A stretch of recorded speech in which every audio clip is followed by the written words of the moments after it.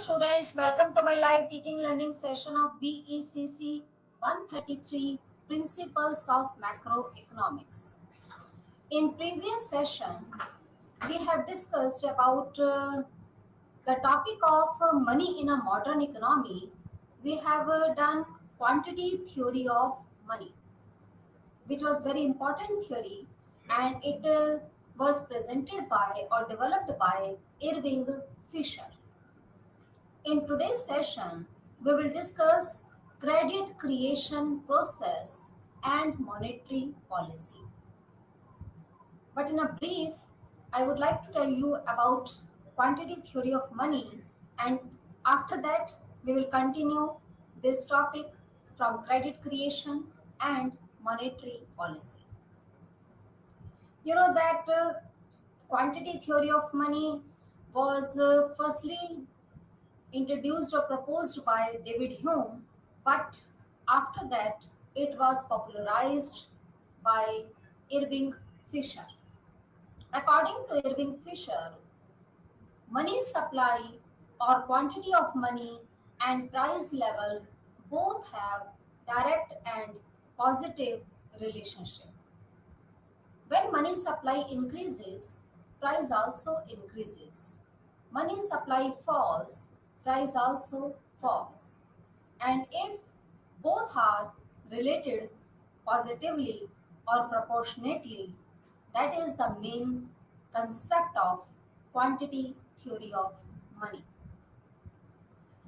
But this theory was criticized by Cambridge University's economics because this theory was based on some unrealistic assumptions.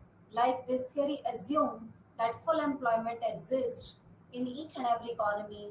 This theory assumed that velocity and transaction remains constant. Price is only a passive factor, not an active factor. That's why money supply can directly affect the price level.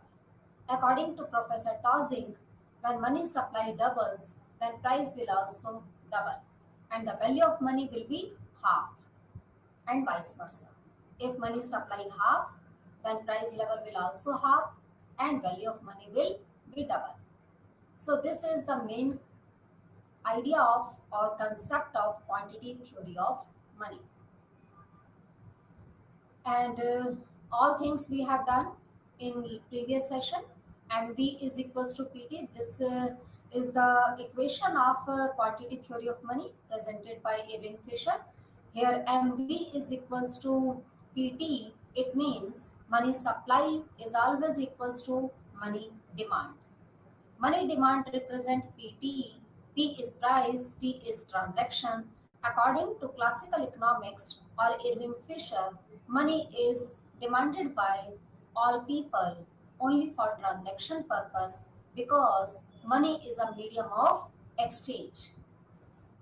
And M represent money supply and V represent velocity of circulation of money.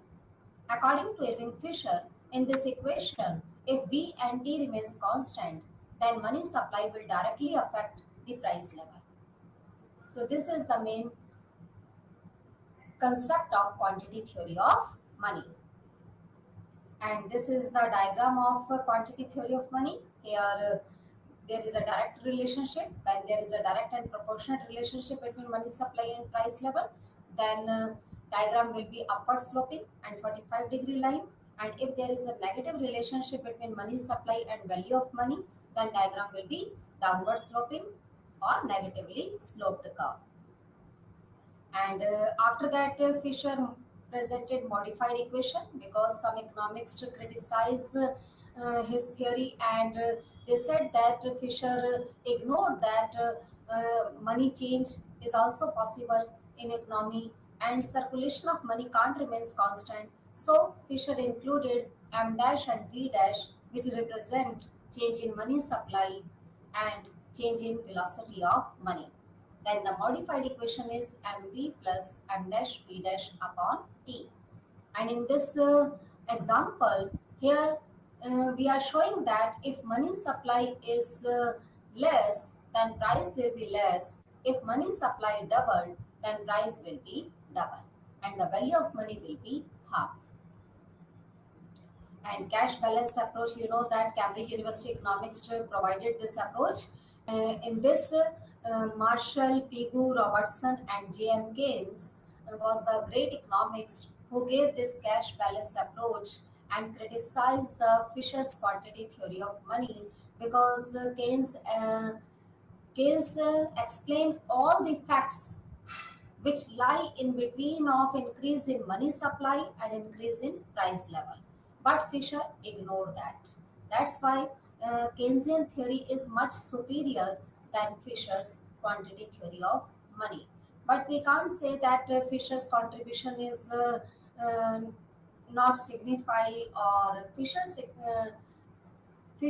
play very important role and Fisher gave great contribution to explain this quantity theory of money because Fisher's firstly assumed that there is a full employment level exists in the economy. That's why Fisher ignore all the steps, all the processes and explain the direct and positive relationship between money supply and price level. But Keynes explained all the process, all the steps which Fisher ignored. So this was the main concept of Fisher's quantity theory of money. Now in today's session, we will discuss about credit creation process. What is the credit creation process and how it works and who mainly do this function, like credit creation is the main function of which bank and how this process goes on. So firstly, credit creation. What is the meaning of this credit creation? And we will explain what is the criteria of this process and how this process can be done by commercial banks. Firstly, credit creation means that money can increase multiply or money can increase in multiple level with the help of existing money. Commercial banks and central bank. These two banks are different. Commercial banks are those banks which deals with public. Commercial banks' main function is to create credit. So credit creation is the main process or main function of commercial bank. But credit controlling is the main function of central bank or Reserve Bank of India. In commercial banks, because it deals with public, so depositors can save their money in commercial banks and borrowers can take money from the commercial banks. And bank is an institution which deposited money from the savers and lending money or give borrowings to the borrowers. And bank give interest to the savers and bank receive interest payment from the borrowers. This is the main function of commercial banks. And only commercial bank has power to create credit money or credit creation. So credit creation function is the main function of commercial banks. And so many commercial banks are working in our country like nationalized bank, like State Bank of India, Punjab National Bank, Canara Bank. These are nationalized. Some banks are private sector banks. Some banks are working in foreign sector and some banks are scheduled and some banks are non-scheduled. All these banks which are scheduled, non-scheduled, agriculture bank and industrial sector banks, rural banks and urban areas bank, nationalized and non-nationalized, all these banks are in a category of commercial banks. But central bank is only one, Reserve Bank of India, who have monopoly power of issuing paper currency, coins, notes, etc. RBI is the apex institution of monetary authority, and RBI can control the supply of money, and RBI can control the credit creation process. But credit can be created only by commercial banks, not by Reserve Bank of India. How commercial banks can create credit? Its main formula is 1 upon CRR or LRR. CRR means cash reserve ratio, and LRR means legal reserve ratio. Both are same. Credit creation can be known like this money multiplier. We can say that credit creation or money multiplier both are same thing. Money can be increased multiply by the process of credit creation, and this credit creation process can be possible only by using this formula 1 upon CRR into primary deposits. First of all, we would we would know about the concept of two types of deposits. What type of deposit bank commercial banks can take? One is primary deposit and other is derivative deposit. Primary deposits are those deposits in which any savers or any household who have surplus money, they can keep their money in commercial banks. These deposits are known as primary deposits. Now we know that each and every commercial bank has to keep some amount of deposited money to the RBI. If this amount ratio is 10%, RBI fixed cash reserve ratio to create to control the credit creation process. For example, if we assume that cash reserve ratio is 10%, and if I have deposited 10,000 rupees in a bank, so this 10,000 rupees will be called primary deposit for the commercial banks. And bank will have to keep this some specific amount with RBI. For example, CRR is 10%, then what will be the amount of this 10,000 rupees? If we deduct CRR from this amount, then amount will be 1,000. 10,000 into 1 by 10%, and it will be 1,000. So 1,000 amount is called cash reserve ratio. This 1,000 will keep by commercial banks to the Reserve Bank of India, and now commercial bank has only 9,000 rupees. If we deduct 1,000 rupees from 10,000 rupees, then what will we get? 9,000. Now commercial banks are free to give loans to the borrower of this amount 9,000 rupees. Now again 9,000 rupees, if we deduct CRR, then 900 will be keep by commercial banks to the RBI, then 8,100 will left for lending by the commercial banks to the borrowers. This process goes on continuously until the whole amount will exhaust. So in this way, this 9,000 amount after deducting the CRR is called derivative deposit. So there are two types of deposits.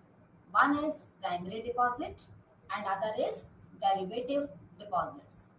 Primary deposits are those deposits in which savers or household person firstly keep their deposited money in banks. For example, I have told you that if I deposited 10,000 rupees in a bank, that 10,000 rupees will be called primary deposit by the commercial banks. And after deducting 10% CRR from this amount, 9,000 will be left. That is called derivative deposit. And this derivative deposit can create multiple money. This is known as credit creation process. Now, credit creation. When the bank buys securities or government securities, it does not pay the purchase price at once in cash. It simply credits the account of the government with the purchase price. The government is free to withdraw the amount whatever it wants by check. The power of commercial banks to expand deposits through loans, advances, and investment is known as credit creation. So, credit creation is a process through which commercial bank can expand their money or deposited money in a multiple way through loans, through providing loans, advances, and investment. That is known as credit creation. So this is the main concept of credit creation, and its another name is money multiplier. And money can be increased multiply with the help of existing money by applying this formula 1 upon CRR into primary deposits.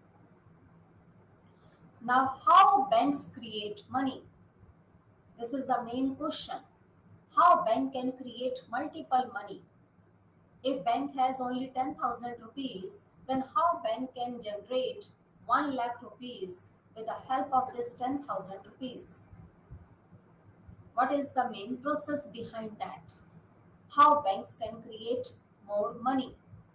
For example, if we assume that reserve ratio is 10%, and if I have deposited 1,000 rupees in a bank, this 1,000 rupees will be called primary deposit, and the bank must hold 100 rupees as a required reserve because reserve ratio is 10% and the 10% of 1,000 is 100. Now the bank can lend 900 rupees out to this primary deposit. So 900 is excess reserve. This amount bank can freely use for lending and give borrowings to the investors or business enterprises.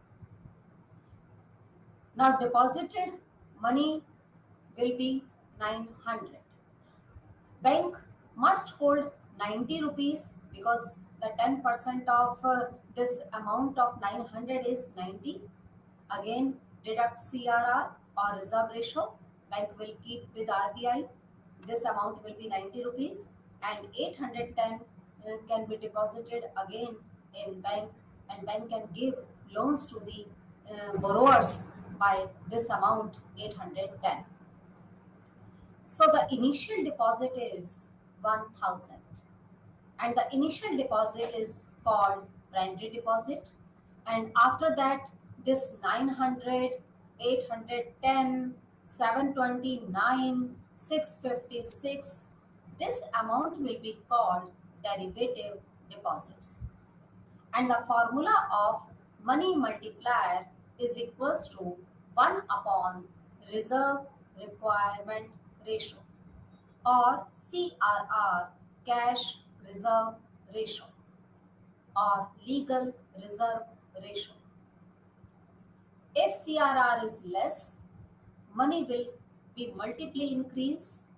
If CRR ratio is more, then money multiplier will work less, or money can increase less than when CRR is more, money multiplier will be less, and CRR is less, then money multiplier will be more. So credit creation and the ratio of this cash reserve inversely related with each other. And this ratio is fixed by Reserve Bank of India. So commercial banks' power of credit creation is not unlimited because commercial banks work under the guidance of, under the control of Reserve Bank of India. RBI can control the supply of money and can control the credit creation process by increasing this reserve ratio. And if RBI wants to increase the credit creation, then RBI will decrease the reserve ratio or CRR. So, commercial banks can create money only with the help of this reserve ratio percentage. So this reserve ratio is 1 upon reserve requirement, like 1 upon 10% into primary deposit is 1000. In this way, we can increase, multiply 1000 rupees can be converted into 10,000 rupees if CRR is 10%. If CRR will be 20%, then the credit creation process will be half or 5,000 rupees. As well as cash reserve ratio increases, credit creation process will be low or money multiplier will be low. So this is the main process. Now we can discuss this process with the help of this table. Commercial banks can create money by two ways. If we assume that only single bank exists in our economy, only single bank is working in our country. This is just as an example. At present, we know that so many banks are working in our country. Not only one bank is working. So, if only single bank is working in a country, then how credit creation can be possible? So, this is the table of credit creation process. In a first column, here different rounds are given, and in second column primary deposits are written. For example, if I have deposited 1000 rupees in a bank, that will be called initial primary deposits, and 1000 is primary deposit or initial deposit. Now if we assume that cash reserve is 20%, then what will be the amount which commercial bank has to keep with RBI? That will be 200 rupees, because 20% of 1000 is equals to 200 rupees. Now the credit creation or derivative deposit will be, if we deduct this 200 rupees from 1000 rupees, then what will we get? 800 rupees. This is called initial excess reserves, delta R. Now this 800 rupees can be given by loan or used by commercial banks for lending or giving loans and advances to the borrowers.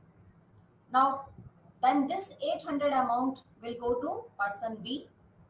Then again primary deposit will convert it into 800 rupees, and cash is of 20%. 20% of 800 will be 160. Then the derivative deposit will be, if we deduct 160 minus from 800, then 640 we will get. Now this 640 bank can freely give loans to the businessman or business enterprises. Now again this 640 will convert it into primary deposit.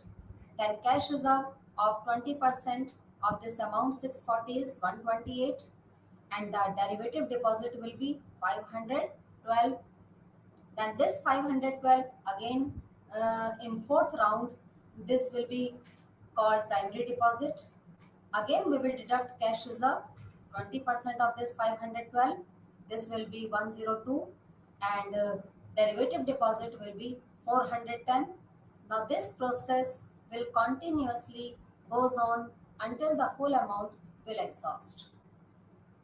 Now the primary deposit will be 5,000 and cash reserves, if we add all the cash reserves, the amount will be 1,000 and credit creation or derivative deposit will be 4,000. So this process only works in single bank. But if there is a multiple banking system exist in an economy, then what will happen? The process will remain same. But we can show this process with the help of different balance sheets of different banks. For example, if there are three banks like A, B, C, then we can draw balance sheet of each and every individual bank, and the amount we can shift to A bank to B bank, B bank to C bank. Here we are shifting the amount from person A to person B to person C, and person C to person D. But if there are multiple banking system exist in an economy, then this amount will be shifted to bank, like bank A to bank B to bank C, and bank C to bank D. But the process will remain same. Bank can create credit with the help of primary deposit and the ratio of cash reserve, and both have inverse relationship. If cash reserve ratio is more, credit creation will be less, and if cash reserve ratio is less, then credit creation will be more.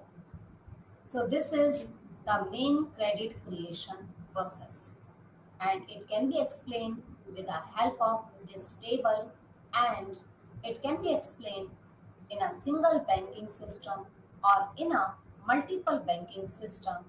In both banking system, the process will remain same, and the formula of money multiplier will be same, like 1 upon CRR into primary deposit. Now next is in a multiple credit creation by banking system. For example, if we assume that there are multiple banking system exist in an economy, at present this system is realistic because at present we know that only single bank is not working in our country. There are multiple banking system exist in our country. So if we assume that there are four banks like A, B, C, D, then again, in second column, primary deposit, the amount will be same, like 1,000 rupees. If we assume that we have deposited 1,000 rupees in a bank and cash reserve ratio is 20%, then what amount of this 1,000 primary deposit will be kept by commercial banks to the RBI? That will be 200. Now again, credit creation or derivative deposit will be 800, and again this 800 amount will shift to the B bank from A bank to B bank. Now this will be new primary deposit. Again deduct CRR, 80 160 rupees, 20% of this 800, 160, and if we deduct this amount from 800, 640 we will get. This will be derivative deposit. Here you are seeing that all the process is same. There is no such difference in the process, but only in first column where rounds are written in a single banking system, here banks are written in multiple banking system. In single banking system, we assume that there are four persons like person A to person B to person C, the amount will shift. But here the amount will shift from A bank to B bank to C bank, and C bank to D bank. But the whole process will remain same, and the credit creation amount will also be same if we are assuming that CRR is 20% and the initial deposit is 1000 rupees. So multiple credit creation by banking system or single banking system, credit creation process will remain always same. Now next is, this was the credit creation process. Now you know that credit creation system or credit creation process is not unlimited. Commercial banks can't create credit in a year. There are so many limitations of credit creation process. Credit creation can be the main function or can be done by commercial banks, not central bank. But if commercial banks have deposited money in a large amount, then commercial banks can create multiple money. If commercial banks has less amount of deposited money, then this process will not work smoothly or will not work efficiently. So credit creation process depends upon so many factors. So what are the various factors on which credit creation process depends? Number one is primary deposit. The amount of primary deposit tells us how much amount bank can create, how much money bank can create. If primary deposits are more, credit creation will be more. If primary deposits are less, credit creation will be less. Second thing is cash reserve ratio. Credit creation mainly depends upon reserve ratio. If reserve ratio is 10%, then bank can create more credit. If cash reserve ratio is more, then credit creation will be less. It means credit creation depends upon the cash reserve ratio, which is fixed by Reserve Bank of India, and it can be increase or decrease. Depends upon RBI monetary policy. If RBI is following expansionary monetary policy, then cash reserve ratio will be decrease. And if RBI is following contractionary monetary policy, then this cash reserve ratio will be increase. If this ratio will increase, credit creation will be less. If this ratio decrease, then credit creation will be more. It means credit creation power of commercial bank is not unlimited. It is controlled by Reserve Bank of India by increasing or decreasing the cash reserve ratio. Now, next point is the limitations of credit creation or the factors on which credit creation process depends. It depends upon banking habits of the people. You know that in India, here banking habits of people are less than developed countries. Because in India, here 70% people are living in rural areas. Only 30% people are living in urban areas. In urban areas, there are so many branches of commercial banks. But in rural area, there is a lack of banking branches. And all the branches in rural area are very far and in a very long distance, which is out of reach of the rural people.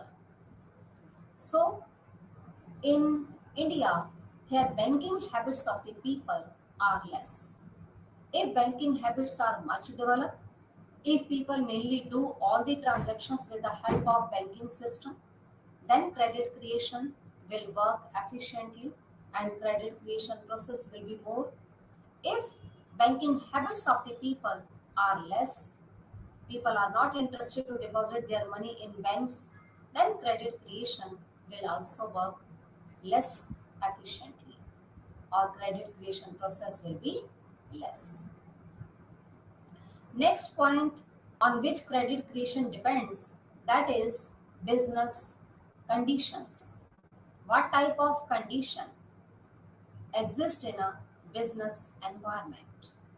It means if business is facing boom situation, if there is a boom situation, then all the business enterprises will expand their businesses. They will take much loans or borrowings from the commercial banks.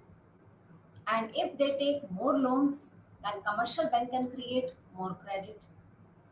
And if the business condition is in depression or in recession, then what will happen? Situation will be reversed. In this situation, credit creation will be less. If there is a depression or recession exists in an economy, then business enterprises profits will fall. They will not encourage to invest their money in businesses.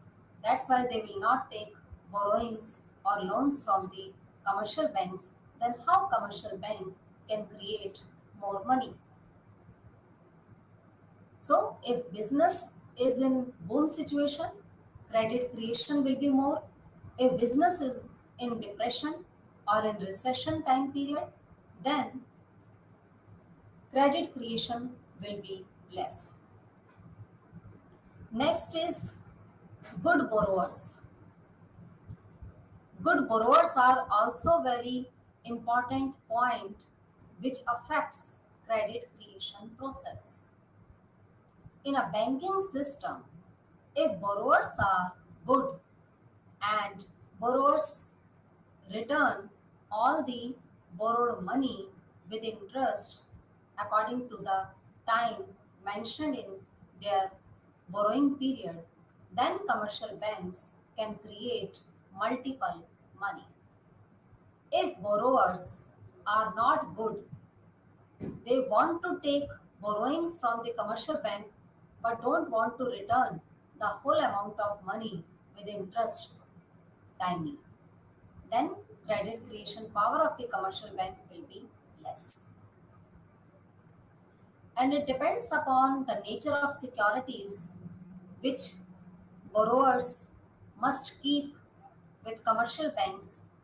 If the nature of securities are convertible, then credit creation power will be more and vice versa.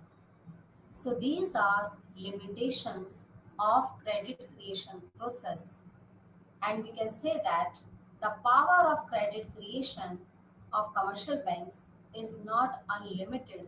It is controlled by Reserve Bank of India, and it depends upon so many factors which can influence the credit creation process or money multiplier. Now this was the topic of credit creation. Now the second topic which we will discuss in today's session, that is monetary policy. What is monetary policy and what are the various instruments of this monetary policy? Monetary policy is that policy which is made by RBI or monetary authority. Monetary policy is essentially a program of action undertaken by the monetary authorities. Generally, the central bank to control and regulate the supply of money with the public and the flow of credit with a view to achieving predetermined macroeconomic goals.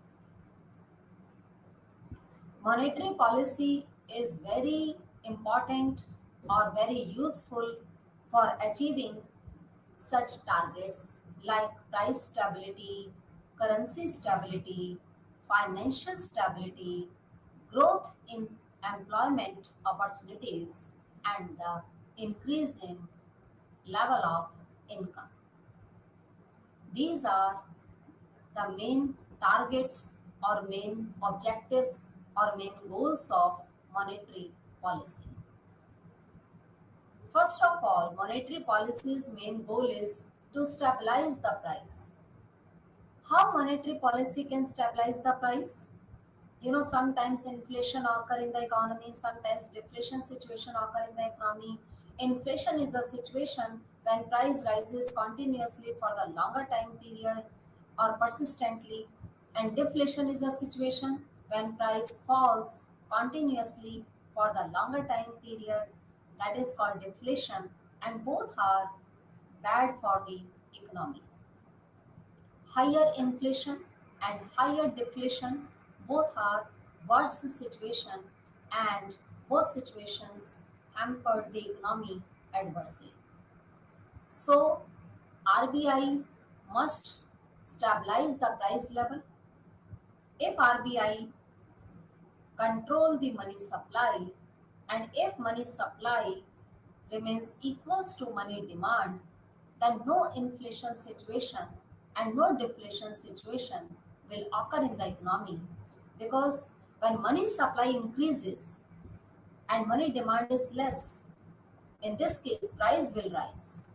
You know that in Fisher's quantity theory of money, we have studied about the relationship between money supply and price level, how money supply or quantity of money affects the price level, and both are directly or positively related.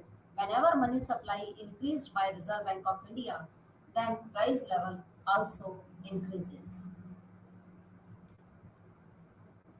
In past time period, money supply was very less. At that time, price was also very less, and the value of money was very higher. But at present, what is happening? Money supply is increasing, price level is also increasing, and the value of money is going down. So if RBI wants to stabilize the price level, then money supply should be maintained or controlled by RBI, and money supply must be equals to money demand, not increase by money demand and not decrease the level of money demand. Both should be equal. Next is economic growth. Economic growth is the main target of monetary policy, and how this economic growth target can be achieved. If RBI follows expansionary monetary policy in which CRR is reduced or decreased, then commercial banks can create more credit. When commercial banks can give more credit facilities to the borrowers, then business enterprises or investment will also increase in business organizations. When business organization is in boom situation, they will invest more money in fixed capital assets like land, building, machines, equipments, and they increase the production of goods and services, then employment opportunities will also increase. And due to increase in employment opportunities, income level will also increase. If income increases, then economic growth will also increase, because economic growth is a process in which national income and per capita income increases continuously. So if RBI follows expansionary monetary policy, then credit creation will increase, and due to increase in credit creation, employment opportunities will increase, investment will increase, income level will increase, and due to increase in income level, economic growth target can be achieved. So monetary policy can helps to achieve full employment level. Monetary policy can help to achieve increase in standard of living of the country people or increase in level of income. Monetary policy helps in achieving the target of foreign exchange rate stability. You know that at present flexible exchange rate system is going on. There are two types of exchange rate system. One is fixed exchange rate system and other is flexible or floating exchange rate system. And what is exchange rate? Exchange rate is that rate at which one country's currency can be converted in terms of other country's currency. In past time period or before independence of the Indian economy, gold was standardized currency, and at that time fixed exchange rate system was going on. But at present, there was so many drawbacks in this fixed exchange rate system. At that time, only gold was accepted by the countries for exports and imports of goods and services. And gold was standardized currency. But at present, exchange rate is fixed by demand for foreign currency and supply of foreign currencies curves. Demand for foreign currency curve is downward sloping and supply of foreign currency curve is upward sloping, where both curve intersect each other. Exchange rate is determined. When the exchange rate is determined with the forces of demand and supply curve, that is called flexible exchange rate system or floating exchange rate system. But this exchange rate system can be controlled by RBI. And RBI, how RBI can control this exchange rate? With the help of monetary policy. So RBI can control foreign exchange rate and can achieve financial stability with the help of monetary policy. And RBI can remove the gap in between of rich and poor person. RBI, with the help of this monetary policy, can reduce the inequalities of income and wealth which exist in our country. And how is it possible? It is possible if RBI provides, if RBI follows expansionary monetary policy, and if RBI give permission to commercial banks, that commercial banks can give more loans and advances facilities to the rural sector people so that they can increase their occupational activities and they can engage in more occupations. They will be more get employment opportunities, and in this way their income level will increase and the difference between rich and poor will decrease. So RBI can provide uh, loans and advance facilities to the people at lower rate to the rural people and at higher rate to the urban sector people. If RBI discriminate this interest rate by providing loans and advances to rural and urban people, then RBI can fill the gap in between of rich and poor person. And RBI can reduce the inequalities of income and wealth. So these are the main targets of monetary policy. Now next is monetary policy has two types. One is expansionary monetary policy and second is contractionary monetary policy. Monetary policy may be expansionary or may be contractionary. Expansionary monetary policy helps to speed up the economy or boost the economic growth. And contractionary monetary policy helps to slow down the economy or calm down economic growth. So, monetary policy may be expansionary or contractionary. What is the reason behind this two types of policies which adopted by Reserve Bank of India? In what situation RBI follows expansionary monetary policy and in what situation RBI will follow this contractionary monetary policy? So the reason is in case of depression or in case of recession, if recession or depression exists in our economy, then RBI will follow expansionary monetary policy. In this situation, RBI will give more loans and advance facilities to the country people by the intermediaries of commercial banks, because commercial bank play intermediaries role in between of monetary policy, RBI and public.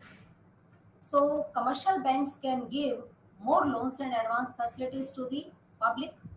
If public will take more borrowings from the commercial bank, then they can invest this money in their business enterprises, and business enterprises when increases, then production of goods and services will also increase, employment opportunities will increase, income level will increase, and the standard of living of the country people will also increase. And the situation of depression or recession will overcome. We can overcome this problem with the help of expansionary monetary policy. And at the time of boom or peak time period, when there is a great inflation time period, in that time period, RBI follows contractionary monetary policy. Because if inflation occurred in the economy, and you know that hyperinflation is very bad situation for each and every country, because hyperinflation decreases the value of money. For example of hyperinflation in those countries where occurred this situation, like Venezuela and Zimbabwe, Germany, these are the main countries in which this hyperinflation situation occurred, and the value of money totally decreases. At that time, contractionary monetary policy helps to slow down the economy or calm the economic growth. And how it can be possible? If RBI increases CRR and RBI provides less loans and advance facilities to the commercial bank, and commercial bank will give less loans to the public. In this case, production will decrease, employment will decrease, and the situation of inflation, which occurs mainly when demand is more and supply is less. And if demand is more and supply is less, in this situation, inflation occur. And to control this inflation, we must have to keep demand and supply equal. In this case, we must have to follow that type of policy in which demand of the country people can be reduced. And this can be reduced only with the help of following this contractionary monetary policy. So these two policies are very important to manage or control the situation of business cycles, and business cycles are the wave-like fluctuations which occur due to time period, and it has four stages like boom, recession, depression, and recovery. And these four stages are explained by Schumpeter. Now next is how economy works. Economy, central bank, you know that can increase the interest rate and can decrease the interest rate. If central bank hikes the interest rate, then economy will contract. If interest rate increases, then borrowing will be more expensive. If borrowing will be more expensive, then investors will take less loans and advances from the commercial banks, and economy will contract. Then if central bank cuts interest rate, then economy will expand and inflation will occur. So to control the inflation, central bank hikes the interest rate, and to expand the economy, central bank cuts the interest rate.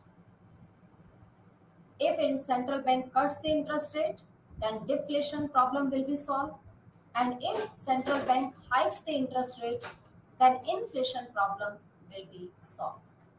So if we want to achieve price stability and economic stability in our country, then this monetary policy is very helpful to achieve these goals.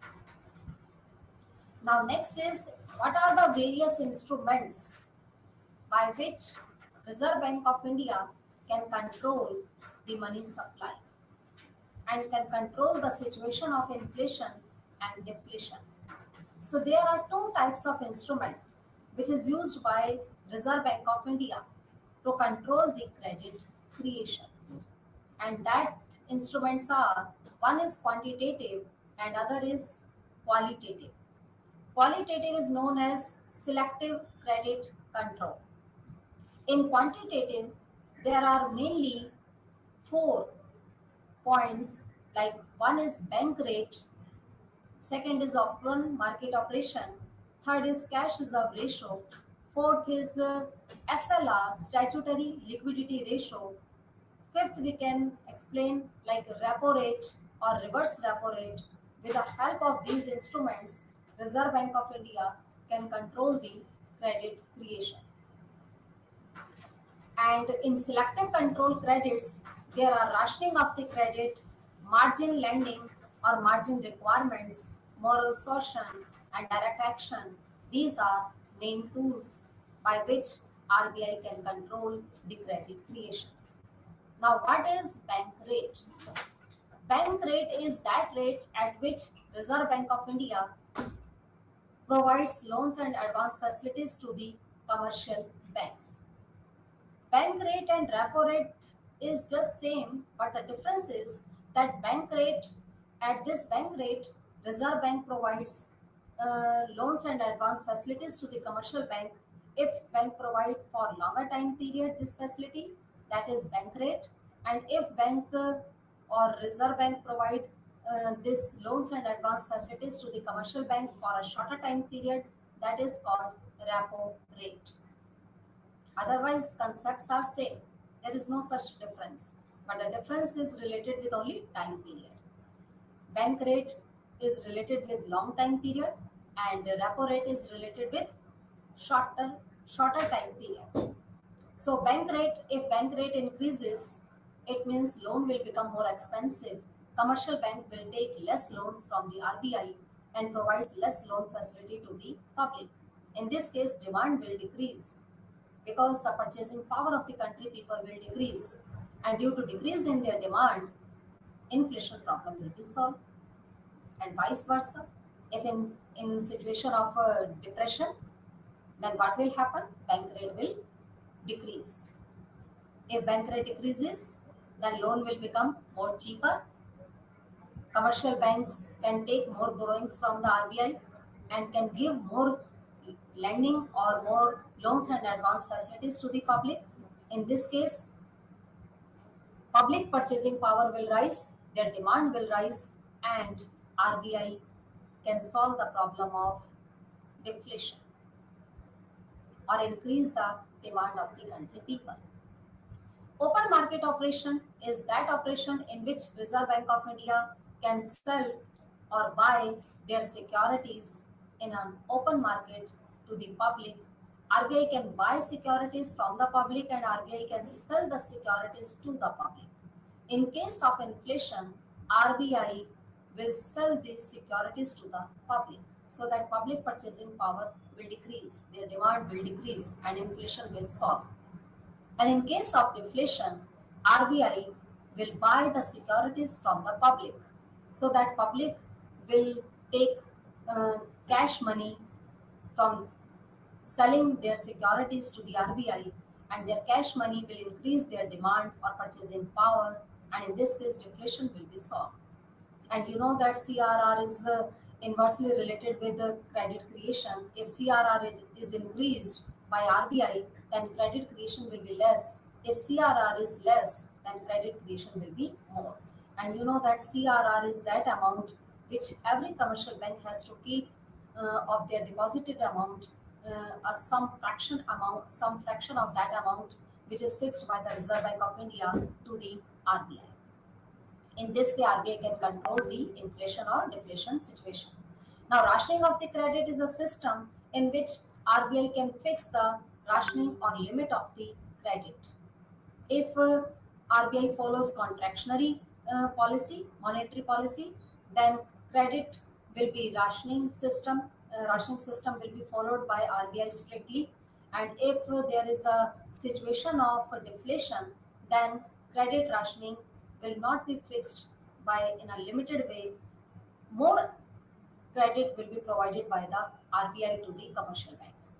And margin lending is if you are taking borrowing from the commercial banks, and if you have to keep more amount of mortgage or as a pledge in larger quantity, then your taking borrowing power or will be less.